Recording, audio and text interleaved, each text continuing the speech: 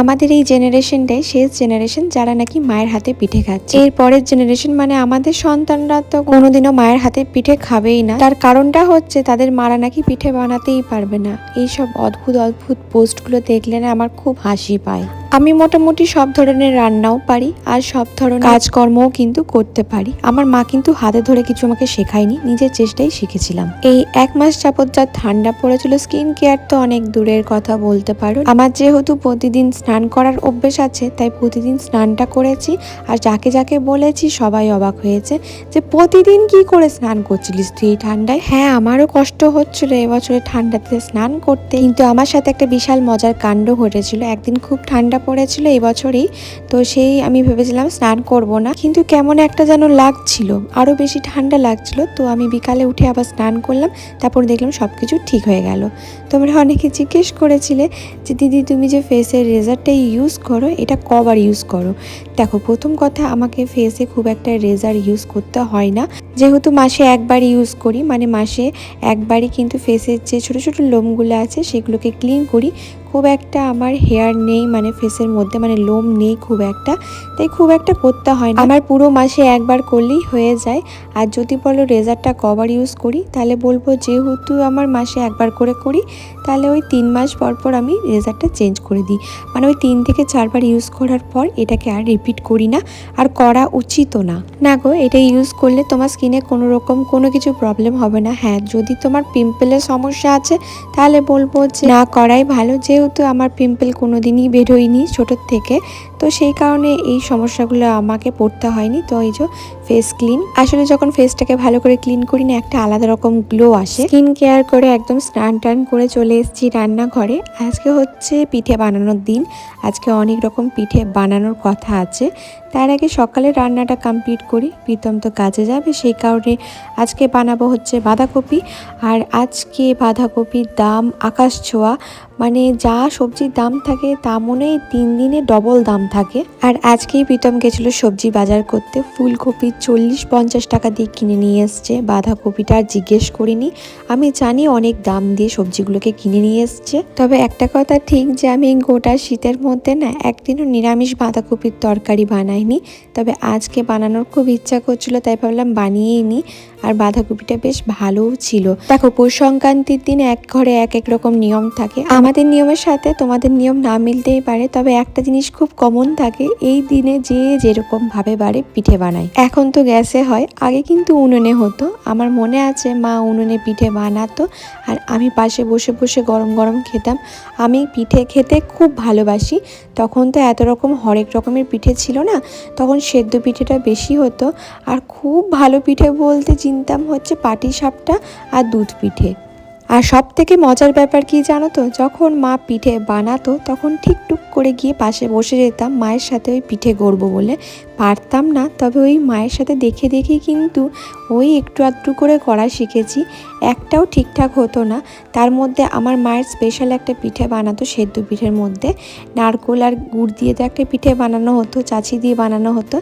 আর একটা হতো তরকারি পিঠে, মানে এই মটরশুঁটি আর বাঁধাকপি আলু দিয়ে একটা তরকারি বানাতো, সেই পুর দিয়ে কিন্তু একটা পিঠে হতো। তরকারি পিঠে তো 2 রকমের হয়, একটা হচ্ছে রমা কলাই দিয়ে একটা পিঠে হয়, ওটাকে তরকারি বানিয়ে সুন্দর করে করে, কিন্তু আমার আবার ওই রমা কলাইয়ের পিঠে ভাল লাগে না, আমার এই বাঁধাকপির পুর দিয়ে পিঠেটা খুব ভাল লাগে। এই বাঁধাকপির যে ঝাল ঝাল তরকারিটা বানাতো মা, সেটা পুর ভরে চালের গুঁড়োর মধ্যে যে মণ্ডটা বানাতো, বানিয়ে যেটাকে ভাপ দিয়ে ওই খেজুরের গুড়ের স্বাদ, এখন তো সবই ভেজাল। ওই যে গরম গরম খেতাম না, সত্যি অনেকগুলো খেয়ে নিতাম, আর ওর স্বাদ ভোলা সত্যি এখনকার দিনে ওইরকম স্বাদের রান্না পাওয়া সত্যি খুব মুশকিল। তো এখন করব হচ্ছে বাঁধাকপির তরকারি। এখন একটু 5 ফোড়ন দিলাম, একটা শুকনো লঙ্কা ফোড়ন দিলাম, আর তার সাথে আলু গাজর সব ডুমো ডুমো করে কেটে রেখেছিলাম, সেইগুলো দিয়ে একটু ভেজে নিয়ে বাকি মশলাটা দেব।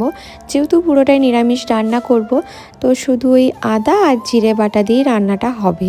তো এই যে আলুটাকে ভালো করে ভেজে নিয়েছি, তারপরে দিলাম এই যে আদা বাটা, একটু বেশি করেই দিলাম আদা বাটাটা, কারণ অনেকটা বাঁধাকপি আছে। গোটা বাঁধাকপিটা রান্নাই করিনি, অনেক বড় বাঁধাকপিটা ছিল। আর যে রুটিন মশলাগুলো দিই, গুঁড়ো মশলা তোমরা জানো, হলুদ, জিরে, ধনে এই আর কি দিয়ে একটু মশলাটাকে কষিয়ে নেবো। আর তোমরা অনেকে বলো বৃষ্টি দি তোমার রান্নায় তো টমেটো পড়বেই। হ্যাঁ গো, আমি না টমেটো ছাড়া আবার রান্না করতে পারি না। আমার মনে হয় টমেটো এমন একটা জিনিস যা স্বাদ, টেস্ট, কালার সবই চেঞ্জ করে দেয় রান্নার মধ্যে। তো এই যে মশলাটা হালকা করে কষিয়ে নিচ্ছি, টমেটোটা হালকা করে গলে গেলে বাঁধাকপি আর যে মটরশুঁটিটা ছাড়িয়ে রেখেছিলাম এটাকে ভালো করে ধুয়ে নিচ্ছি, জলে ভিজিয়ে রেখেছিলাম। এরপর পুরোটাই আমি এর মধ্যেই দিয়ে দিচ্ছি। এতটা বাঁধাকপি দেখতে লাগছে, কিন্তু যখন নামাবো রান্না করে তখন একদম কমে যাবে। আমি তেমন কিছু মশলা এর মধ্যে দিই না। এই বাঁধাকপিটা হবে একটু নুন দিয়ে দেবো, একটু মিষ্টি দেবো, একটা কাঁচা লঙ্কা, ধনেপাতা আর নামানোর সময় একটু ঘি দেবো। গরম মশলা গুঁড়োটা আমি খুব একটা দিতে পছন্দ করি না, তাই দিও না। তো ঘিটা দিয়ে নামাই, ভালো লাগে খেতে। আমি একবারে দুবেলার বাঁধাকপি করে নিয়েছি, আর এই বাঁধাকপির পুরটা দিয়েই কিন্তু আমি রাতের বেলায় পিঠেও বানাবো, তো সেই কারণে একটু বেশি করেই করেছি। তো আমার এদিকে দুপুরের রান্নাও হচ্ছিল, আর এটা হচ্ছে টিফিন। একটু আলু সেদ্ধ করেছিলাম, একটু মাছ ভেজেছিলাম, তো ওই দিয়েই টিফিনটা খেয়ে নিয়েছিলাম গরম গরম ভাত দিয়ে। তারপরে আমি যেটা করছি সেটা হচ্ছে, দেখো এখন যুগ এত অ্যাডভান্স, মানে কি বলবো, নারকেল কুড়তে তো আমি খুব একটা পারি না, তোমরা জানো। ওই পারলেও আমি ওই একটা মতো নারকেল আমি কুড়তে পারি, কিন্তু এত নিজেকে জোর দিই না। এখন দেখছি একদম ফ্রেশ নারকেল কুড়েও বিক্রি করছে এইভাবে প্যাকেটে প্যাকেটে, আর সত্যি নারকেলটা কিন্তু ফ্রেশই ছিল। তো আমি ভাবলাম এইটা দিয়েই ইউজ করি, এত কষ্ট করে প্রীতমকে আর নারকেল কুড়তে হয় না। কিছু কিছু জায়গায় যুগের সাথে তাল মেলাতেই হবে, না হলে কিন্তু পেছনে পড়ে যাবে। এইটা হচ্ছে খোয়া ক্ষীর। এই আমুলের যে খোয়া ক্ষীরটা আছে এটা এত ফ্রেশ, এত ভালো না, আমি এটা অনেক রান্নাতেও ব্যবহার করি। তো ভাবলাম এটা দিয়েই বানাই। এই যে খেজুরের গুড়, এটাকে পুরো মাখিয়ে নেবো ব্যাপারটাকে সুন্দর করে, তারপরে গ্যাসের মধ্যে চাপিয়ে ভালো করে এটাকে পাক দেব। আমাদের মাদের সময়টা একরকম ছিল, আবার আমাদের ঠাকুমা দিদাদের সময়টা একরকম ছিল। এখন আমাদের সময়টা একরকম, আমাদের সন্তানদের সময়টা আরেক রকম হবে। তাই যারা এইসব ভুলভাল পোস্ট করো না যে এই জেনারেশনটা শেষ জেনারেশন, এর পরের জেনারেশন তো কিছু দেখবেই না। আমাদের বাবারা একরকম স্মৃতি কুড়িয়েছে, আমাদেরকে গল্প করতো, তেমন আমরাও কিছু স্মৃতি কুড়িয়েছি যেগুলো গল্প করব আমরা আমাদের সন্তানদের সাথে। এটা হচ্ছে একটা জেনারেশন যেটা শেষ হবে, আবার একটা জেনারেশন তৈরি হবে। এইভাবেই কিন্তু ভগবান সৃষ্টি করেছে, তাই এই ব্যাপারগুলোকে নিয়ে এত কটাক্ষ করার কিচ্ছু নেই। তো এই যে আমি আজকে আমার নতুন কড়াইটাতে, একদম ছোট্ট কড়াইটা আর ভীষণ কিউট কড়াই, প্রথমে ভেবেছিলাম এই কড়াইয়ে করছি তো নিচে লেগে যাবে, খুব একটা ভালো হবে না কড়াইটা, বাট বিশ্বাস করবে না আমার স্টিলের কড়াইয়ে পুড়ে যায়। বাট এই কড়াইটাতে আমি জোরে ফ্লেমটা দিয়ে কিন্তু পুরো পাকটা দিচ্ছিলাম, একটুও পুড়ে যায়নি। ইনফ্যাক্ট এত সুন্দরভাবে পাকটা হয়েছে, এমনকি চাচিও বানিয়েছি ওইটাতে, ওই কড়াইটাতে আমি। মানে এমনি সাধারণত যেগুলো আমি ঠাকুরের বাসনগুলো কিনেছিলাম বাইরে থেকে, এটা কিন্তু আমি অনলাইন থেকে নিয়েছি, যে বাসনগুলো আমি কিনেছিলাম, তো সেইগুলোতেও কিন্তু নিচে দুধের জিনিস বানালে একটুখানি না লেগে লেগে যায়, এটাতে কিন্তু একটুও লাগছিল না। এই যেমন এখন বানাচ্ছি চাচিটা, দুধ আর খোয়াটাকে দিয়ে আমি এখন ফুটতে দেবো জিনিসটাকে, তারপরে এর মধ্যে আমি গুড় অ্যাড করব। একটু টান টান হয়ে গেলে তখন এটা নামিয়ে ফেলবো। তো আমি কিন্তু মাঝে মাঝে না এইভাবে জানো তো কালাকান্দ বানাই। ওইদিকে দুধটাও গরম করতে দিলাম, যেহেতু বললাম তোমাদেরকে আমি দুধ পিঠে বানাবো, একটু ভাপা পিঠে বানাবো আর পাটির সাপটা বানাবো। আমার কাছে দু ধরনের খোয়া ছিল, মানে যেটাকে বলে হচ্ছে মাওয়া। তো একটা হচ্ছে প্যাকেট আমুলের, আর একটা ছিল মিষ্টির দোকানে পাওয়া যায় সেই। যদি বলো দুটোর মধ্যে তফাৎ কী, তাহলে বলবো আমুলের যে খোয়াটা সেটা বেশি ভালো দোকানের থেকে, আর ভীষণ ফ্রেশও থাকে। তোমরা একবার নিয়ে দেখতে পারো, ট্রাই করে দেখতে পারো। এরপরে আমি দিলাম খেজুর গুড়। আমি সব কিছু গুড় দিয়েই এখন করি। চিনি আমাদের ভীষণ কম লাগে, চিনিটা কম খাইও আমরা, তবে গুড়ের জিনিস বানাতে বা খেতে আমার খুব ভাল লাগে। এই শীতকালটা আমার পছন্দ এই পিঠে পরব, খেজুর গুড়, এই সব কিছুর কারণে। আমি সাধারণত মিষ্টির দোকানে একটা জিনিস দেখেছি, যখন দুধটাকে জাল দেয় এই যে পুরো খোয়াটাকে দিয়ে, তখন একটা জিনিস হয়, মানে ওখানে তো খোয়া দিয়ে বানায় না, একটু চাল গুঁড়ি মিশিয়ে দেয় যাতে তাড়াতাড়ি করে টান টান হয়ে যায়। আমি এখানে খোয়াটাকে সুন্দর করে ভেঙে নিয়েছিলাম, অনেক জায়গায় না একটু শক্ত শক্ত ছিল, হাত দিয়ে ভালো করে আমি ভাঙতে পারিনি সেই কারণে। তো এখানে ভালো করে ম্যাশ করে নিচ্ছিলাম জিনিসটাকে, আর খুব ভালো করে মিশিয়েও নিচ্ছিলাম। তো এখানে দেখো আমাদের খোয়া একদম রেডি, মানে চাচিটা একদম রেডি হয়ে গেছে। এই পুরো ব্যাপারটাকে না একটু হালকা ঝোলঝোলেই নামাতে হবে, কারণ ঠান্ডা হয়ে যাওয়ার পর এটা পুরো চাপ চাপ হয়ে যায়। সেই কারণেই এটাকে একদম হালকা মানে মানে পাতলা পাতলা করে নামাচ্ছি। একটা থালার মধ্যে এটাকে পুরটাকে রেখে দিয়েছি। এই পুরো পুরটা কিন্তু পাটিসাপটাতে লেগে যাবে। এই যে দেখো আমি কড়াই থেকে তুলছি, নিচে দেখতে পাচ্ছ একটু লাগার কিছু রয়েছে। মানে এত ভালো কড়াইটা, আমার ভীষণ পছন্দ হয়েছে। আর রিভিউ আমি কত দেব, মানে যদি বলে আমাকে 100-এ কত দিতে, আমি বলবো 100-এ আমি এটাকে 200 দেবো, এত ভালো এটা। এবার আমি বানিয়ে নিচ্ছি পাটিসাপটার ব্যাটারটা। এখানে নিচ্ছি হচ্ছে ময়দা। হ্যাঁ, অনেকে চালের গুঁড়ো দিয়ে বানায়, চালের গুঁড়ো দিয়ে বানালে একদম অথেন্টিকটা হয়, তবে চালের গুঁড়ো দিয়ে এটাও ঠিক যে খুব শক্তও হয়ে যায়। তো এখানে ময়দা নিলাম আমি 2 বাটির মতো, আর সুজি নেব হচ্ছে আমি 1 বাটির মতো। এই যে হয়ে গেল। এর মধ্যে একটুখানি 1 চামচের মতো মিল্ক পাউডার নিয়েছি, আর নিচ্ছি হচ্ছে পরিমাণ মতো একটু নুন, কারণ যেহেতু সবই মিষ্টি জিনিস একটু নুনটা দিলে টেস্টটা ভালো হয়। এরপর আমি দুধ দিয়ে ভালো করে এটাকে ব্যাটারটাকে তৈরি করে নিচ্ছি, আর তার সাথে মেশাবো হচ্ছে ঝোলা গুড়টা, মানে খেজুর গুড়টা মেশাবো। ব্যাস এই রকম করে আমি প্রায় আধ ঘন্টার মতো এটাকে ঢাকা চাপা দিয়ে রেখে দিয়েছি। এইভাবে একটু ব্যাটারটাকে মোটা করে তোমরা মালপোয়া বানিয়ে দেখতে পারো, সাথে একটু মুড়ি অ্যাড করে দিও, এত ভালো খেতে হয় এই গুড়ের মালপোয়াটা না, মানে অসম্ভব ভালো। আর তোমরা যদি বলো আমি শেয়ার করে দেবো, অসুবিধা নেই। তো এই যে গুড় দিয়ে একটু একটু করে মিক্স করে নিচ্ছি। আমি যেই দুটো পিঠে আজকে বানাচ্ছি, মানে পাটিসাপটার গুড়ের পিঠে, এই দুটো পিঠেই প্রীতমের ভীষণ পছন্দ। আর ভাপা পিঠে মানে সেদ্ধ পিঠেটা আমার আবার বেশি পছন্দ। হ্যাঁ, দুধ পিঠেটা আমি খুব ভালোবাসি খেতে, পাটিসাপটাও ভালোবাসি, তবে সেটা যদি কেউ বানিয়ে দেয়, ওই নিজে বানিয়ে তারপরে পুরো ব্যাপারটাই ভীষণ পরিশ্রমের কাজ, সত্যি কথা। তো এখানে আমি দেখছিলাম যে কোথাও দলা দলা আছে নাকি, আর যেহেতু এর মধ্যে একটু নারকেল কুড়োও আমি দিয়েছি এই পাটিসাপটাটার মধ্যে, তো সেই কারণে আমি ভালো করে এটাকে মিক্স করে নিচ্ছি যাতে কোথাও না দলা পেকে যায়। আর সুজি যেহেতু আছে সেই কারণেও একটু দেখে নিচ্ছি যে কোথাও যেন দলা টলা না থাকে, তাহলে জিনিসটা ভালো হবে না, একটুখানি বাজে বাজে লাগবে খেতে মুখের মধ্যে। তো এখানে পুরোটাই মিক্স হয়ে গেছে, এটাকে আমি ঢাকা দিয়ে রেখে দেবো রেস্টিং টাইমে, মানে আধ ঘন্টার মধ্যে এটার মধ্যে কিছু হাত দিতে দেবো না। তারপরে যদি দেখি ব্যাটারটা খুব মোটা হয়ে গেছে, এই যে হাতে ধরছি, এইরকম পাতলা ব্যাটারটা হতে হবে, তবেই কিন্তু ভালো হবে তোমাদের পাটিসাপটাটা। তো এই যে ভালো করে মিক্স করে ঢাকা দিয়ে রেখে দিলাম, ফুলে যাক সুজিটা।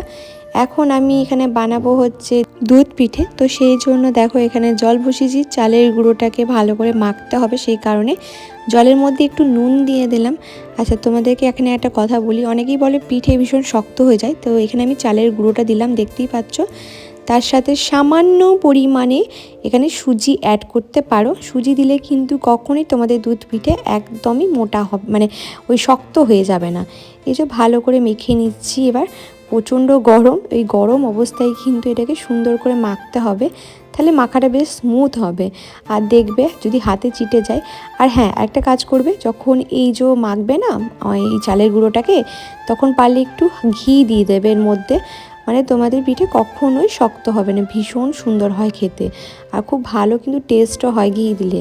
তো এই যে ভালো করে মাখা হয়ে যাচ্ছিলো, ভীষণ গরম ছিল, আস্তে আস্তে আমি একটু একটু সময় ধরে ধরে মাখছিলাম। ভীষণ একটা স্মুথ একটা ডো বানাতে হবে, আর ভীষণ দেখো সফট হয়েছে, একদম যাতে হাতে চিটে চিটে না যায় সেরকম দেখে নিতে হবে।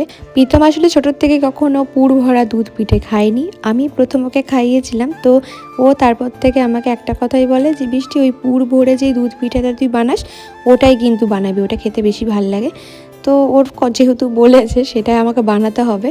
তো এখন পুর ভরে নিচ্ছি, এভাবে ছোটো ছোটো লেচি কেটে সুন্দর করে যতটা পারছি পাতলা করে নিচ্ছি। আর এটা হচ্ছে ওই যে নারকোল আর যে খোয়াটা দিয়ে, মানে মাওয়াটা দিয়ে যেটা বানালাম গুড় দিয়ে, সেটার পুরটা দিচ্ছি এর মধ্যে।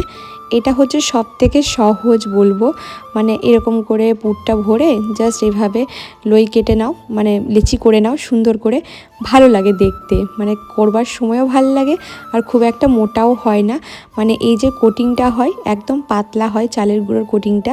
এই যে ভালো করে আবার আরেকটা বানাচ্ছি, মানে এইভাবে আমি অনেকগুলো বানিয়েছিলাম, প্রায় 20খানা এরকম পিঠে বানিয়েছিলাম। আর বাকিগুলো বানিয়েছিলাম হচ্ছে একদম ছোট ছোট করে লই কেটে কেটে। কিছু কিছু পিঠে অনেকেই বলে দুধ পিঠে যে বেরিয়ে যায়, ফেটে যায়, কিন্তু বিশ্বাস করবে না, আমার একটা কিন্তু পিঠে কোনো দিনই ফাটেনি বা বেরিয়ে যায়নি। তার কারণ হচ্ছে আমি বাইরের থেকে চালের গুঁড়ো ইউজ করে দেখেছি, আর যেটা হয় গণেশের একটা চালের গুঁড়ো হয় দেখবে, ওইটাকে আমি ইউজ করে দেখেছি।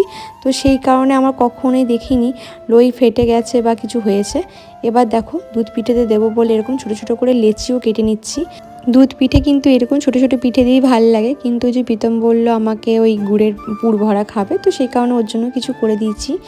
এই ক্যামেরাম্যানের হাত কিন্তু ভীষণ ছোট, ক্ষুদে মানুষ, বুঝতেই পারছো কে ক্যামেরাটা করে দিয়েছে, কিন্তু বেশ ভালোই করেছে, খারাপ করেনি, ভালোই কিন্তু ক্যামেরা ধরে দিতে শিখেছে এখন আমার ছেলে আমাকে। তো এই যে লেচিগুলো কেটে নিচ্ছি, ভীষণ ঠান্ডা এদিকে, তাই আমি চুপচাপ খাটের মধ্যে চলে গেছিলাম, ঠান্ডা লাগছিল, ঢাকা নিয়ে সুন্দরগুলো রইগুলো কাটছিলাম। আর আমাদের যেহেতু পাথরের ঘর, বিশ্বাস করবে না মারাত্মক ঠান্ডা পড়ে, সন্ধ্যের দিক থেকে তো পাও ফেলা যায় না, এত ঠান্ডা লাগে এই দিকটা, আর হাওয়াও দেয় সেরকম জোরে জোরে। তো এই যে দুধটাও ফুটে গেছে, এরপর যে বড় পিঠেগুলো ছিল সেইগুলোকে আমি দিয়ে দিচ্ছি। দেখো একটা পিঠে কিন্তু ফেটে গেছে, কিন্তু এটা দুধে দেওয়ার পরও কিন্তু ফেটে যাবে না, মানে সুন্দর গোটা হয়েই থাকে, কোনো রকম ফেটে বা গলে কিচ্ছু যায় না। আর যেহেতু এতটা দুধ পিঠে করা হয়েছে, তার কারণ হচ্ছে বাসি দুধ পিঠেটা বেশি ভাল লাগে, পরের দিন যখন গরম না করেও খায় না, এত সফট থাকে পিঠেটা, ওই যে সুজিটা দেওয়ার কারণে কিন্তু সফট থাকে। একদম সামান্য পরিমাণে সুজি দেবে, একদম সামান্য, অনেকটা চালের গুঁড়ো আর সামান্য সুজি দিয়ে মানে এই ডোটাকে বানাবে। তো এখানে গুড় অল্প করে মিক্স করে নিচ্ছি, যেহেতু পুর ভরা আছে আর দুধ যেহেতু ঘন হবে, আর যখন হয়ে যাবে মানে পিঠেগুলো রেডি হয়ে যাবে, তখন দেখবে এইভাবে পিঠেগুলো ভেসে আসছে, যখন দেখবে পিঠেগুলো সেদ্ধ হয়ে গেছে, তখন এইভাবে উপরে সব পিঠেগুলো উপরে উপরে ভেসে যাবে, তখনই জানবে তোমাদের দুধ পিঠে একদম রেডি। আমি পাতলা পাতলা করেই নামিয়েছি, কারণ জানি এটা ঘন হয়ে যাবে। এরপর হচ্ছে পাটিসাপটার পালা, একটা একটা করে পাটিসাপটা গড়ছিলাম, আর প্রীতমকে চলে এসছে, প্রীতমকে ওইদিকে খেতেও দেবো। আমি কিন্তু খেয়ে নিয়েছি, একবার আমার খাওয়া হয়ে গেছে, আর একবার আমি করে দিচ্ছি। এই যে চাচির পুর দিয়ে, দেখতেই পেলে অনেকটা চাচি চলে গেছে, তার মানে আমার খাওয়া হয়ে গেছে। প্রীতমকে গরম গরম করে দিয়েছিলাম পাটিসাপটাটাকে, যেহেতু ব্যাটারটার মধ্যে আমি নারকেল অ্যাড করেছিলাম, তো খেতে খুব ভালো লাগছিলো পাটিসাপটাগুলো। তোমরা অনেকে বলো পাটিসাপটার মধ্যে ছিদ্র না হলে সেটাকে আর পাটিসাপটা বলা যায় না, তবে আমার পাটিসাপটার মধ্যে খুব সুন্দর কিন্তু ছিদ্রও হয়েছিল। আটা দিয়ে মানে ময়দা দিয়ে বানালে, মানে চালগুড়ি দিয়ে যে বানালে ছিদ্র হবে এমনটা না, তুমি যদি ঠিকঠাক করে ময়দা দিয়েও আর সুজি দিয়েও করো না, ঠিকঠাক সুন্দর ফুটো ফুটো হয়। জানো তো আমি একটা জিনিস খুব বাজেভাবে পারি, সেটা হচ্ছে আমি খুব একটা পাটিসাপটা পাল্টাতে পারি না, এটা হচ্ছে আমার সবথেকে বড় সমস্যা। তো চলো এখানে আর বেশি বকবক করে লাভ নেই, আগে তাড়াতাড়ি করে ওকে কটা বানিয়ে দিই, ও আগে খেয়ে ওর মনটা ভরাক, প্রাণটা ভরাক, কারণ ও অনেক দিন ধরে আমাকে বলছিল যে কবে পৌষ পার্বণটা আসবে, কবে দুধ পিঠে খাবো আমি, কবে পাটিসাপটা খাবো। ও চাচির এই পুর ভরা পিঠেটা খেতে খুব ভালোবাসে, তো সেই কারণে আমি অপেক্ষা করছিলাম যে হ্যাঁ একদিন বানিয়ে ওকে দিতেই হবে। তো ফাইনালি চলো দেখো, আমি পাল্টি করতে পারছি না, মানে সুন্দর করে রোলটা আমি করতে পারি না, কেন জানি না, আমার খুব সমস্যা হয় এই রোলটা করতে গেলে। তো এখানে পিঠেগুলো আমার সব কমপ্লিট হয়ে গেছে, আর সেদ্ধ পিঠে যেটা করার কথা ছিল সেটা আমি আর করিনি, কারণ আমার ভীষণ অম্বল করে গেছিলো রীতিমতো। আমি প্রীতমকে করে দিয়ে একটা ব্যথার ওষুধ খেয়ে শুয়ে পড়েছিলাম, কারণ এই ঝামেলাটা প্রায় সারা দিন আমার চালাচ্ছিলাম, রান্না করেছি 2 রকমের, প্লাস তারপরে পিঠের জোগাড় সব কিছু করতে করতে না ভীষণ মাথা যন্ত্রণা করছিল। তোমরা জানো আমার মাইগ্রেন আছে, তো সেই কারণে আজকের মতো এইটুকুনি, সবাই ভালো থেকো, সুস্থ থেকো।